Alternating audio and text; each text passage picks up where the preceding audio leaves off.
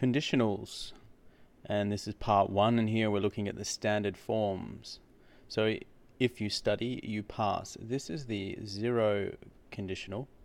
The zero conditional uses the present simple and the present simple. So present simple in the if clause, present simple in the main clause. So we'll just write here present simple. Okay, you can tell it's the present simple because if you change this to, say, he, a singular subject, this will become studies. So if he studies, he passes. So that's how you know present simple. Let's look at when this would, what kind of time frame we're looking at here. Are we looking at the past, the present, or the future? If you study, you pass. Well, this seems to be true all the time, so there's no real time frame here. So we'll say no time. And what's the likelihood of this happening according to the structure of this sentence? So if you were to study, would you pass? And according to this sentence, you would. So the likelihood is extremely good, and we'll go all the way and say 100% likely. Let's look at the next conditional that we're interested in, and this is the first conditional. And we'll move that up a little. So the first conditional, first thing, let's look at the verbs, and here we have if you study, you will pass. What if it was he? If he studies. So we see that that one's present simple again. We'll write that, present simple.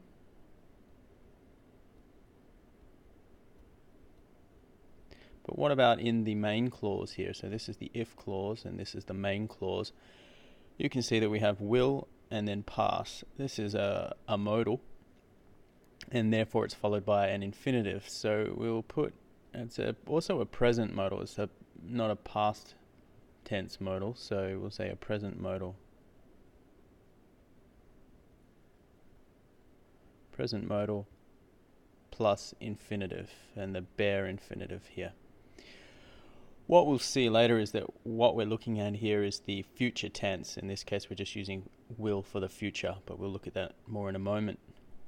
When are we talking about? Well, given that that's the future tense here, we can pretty much say that we're talking about the future, which is to say if you were to study sometime in the future, you would pass sometime in the future. And what's the likelihood that this person is going to study and therefore pass? Well, because we're using the present simple here, we would say the likelihood is quite good. So we're going to say it's 50% chance or better, probably better. So the likelihood's quite good for the first conditional, and that's why it's called the real conditional. It's often called that. Let's look at this one. This is the second conditional. The second conditional uses, well, I'll read it first. If you studied, you would pass. It uses the past simple here.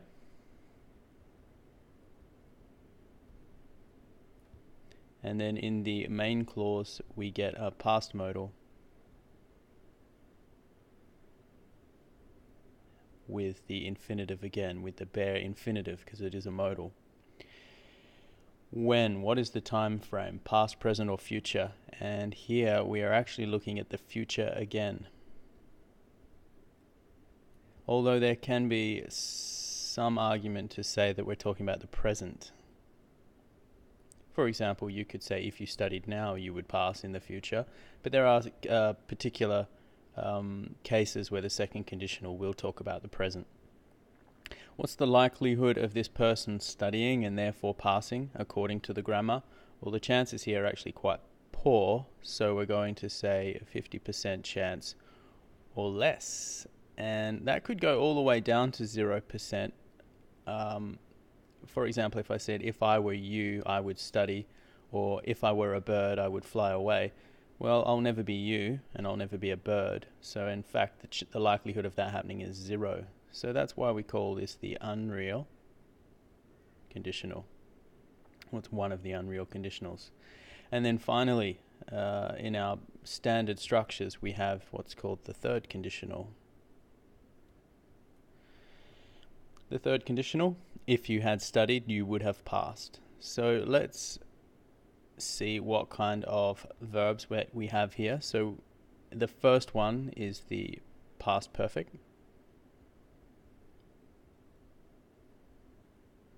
So that's had with past participle. And in this one we have a structure. So it's would plus have plus past participle.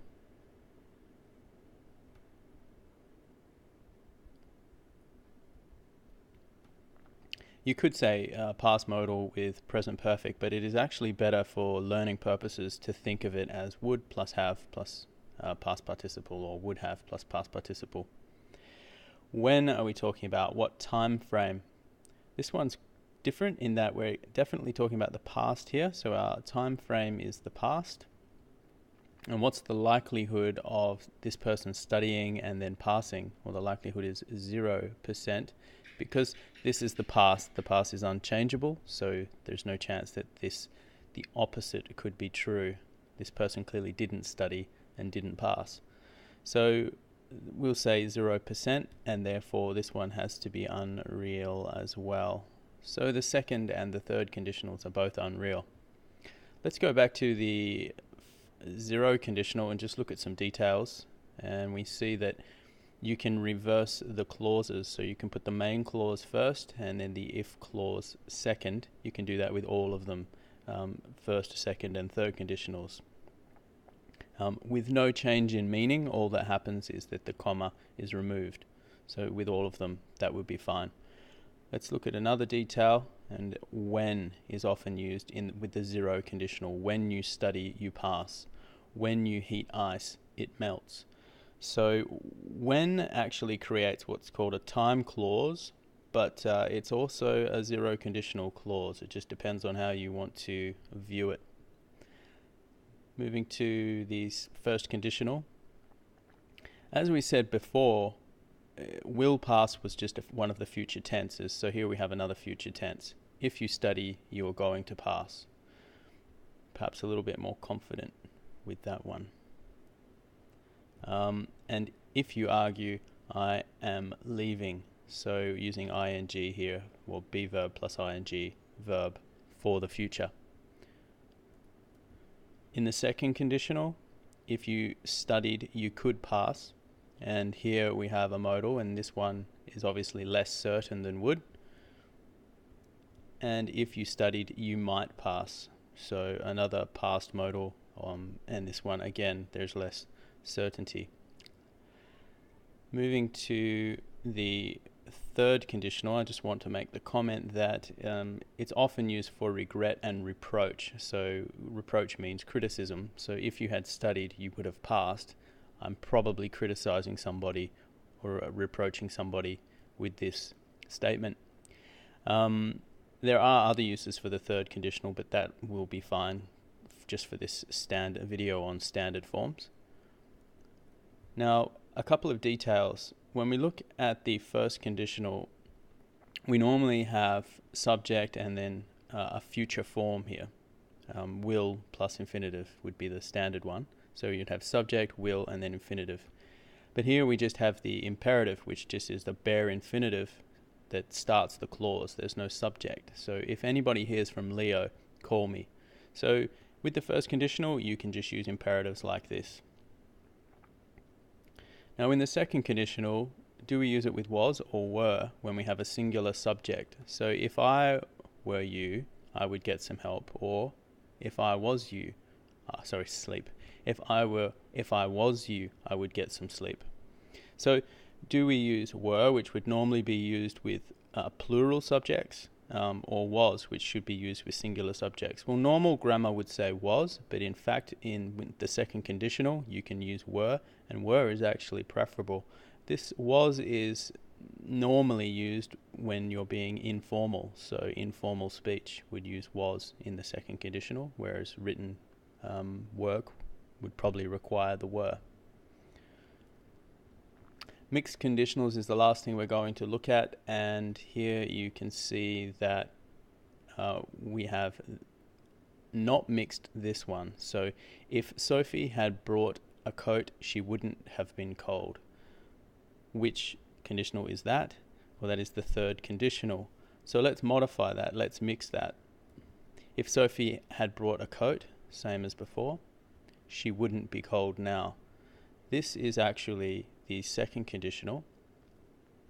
So what I've done is I've taken the third conditional, mixed it with the second conditional, and what I end up doing is talking about a past action which has a present result, and that's why I've put now here, just to stress that it's a present result. You don't have to have now. I'm just showing you with an example. And another way to do it is, if he weren't so stupid, he wouldn't have fallen in the lake. Now you can see that we've got were here, so that would probably show you that we have the second conditional. And talking about a present state, something in the present, he wouldn't have fallen in the lake is a past action, so this is the third. So would have plus past participle, or wouldn't have plus past participle. So you can see that you can mix them up for different purposes. These are the two most common mixed conditionals. Okay, that's the end of part 1. In part 2, we will look at some more details.